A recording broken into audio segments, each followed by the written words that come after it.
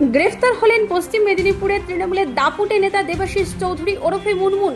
প্রাক্তন মেদিনীপুর সাংগঠনিক জেলা তৃণমূল কংগ্রেসের সহ সভাপতিকে রবিবার গভীর রাতে খড়গপুর শহরের খড়িদায় এলাকায় তার বাড়ি থেকে গ্রেফতার করা হয়। জমি দখল ও হুমকি দেওয়ার কারণে খড়গপুর টাউন থানার পুলিশ তাকে গ্রেফতার করেছে। আজ খড়গপুর মহকুমা আদালতে তোলা হবে।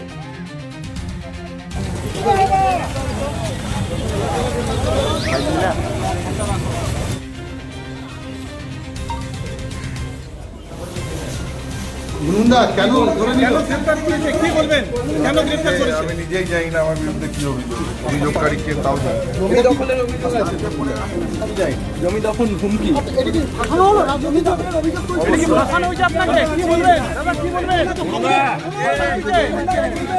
নেতাদের বাইরে থাকা জাস্টিফাই করার জন্য আমাকে ধরা হয়েছে।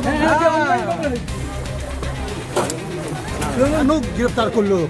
আমি কিছুই জানি না কারা কে অভিযোগকারী, কিসের জন্য কিছুই জানি না, এখনো পর্যন্ত আমি জানি না। মমতা বালা আছে একজন মহিলা, তিনি অভিযোগ করি না। আমি চিনি না, জানি না। আপনাকে কি ফাঁসানো হচ্ছে? তাহলে কি চক্রান্ত মনে করছেন? আমার তো তাই মনে হচ্ছে। এটা কি 21শে জুলাইকে সামনে রেখে কি আপনাকে আটকানো হয়েছে? মুনমুনদা 21শে জুলাই কি আটকানো হয়েছে? হ্যাঁ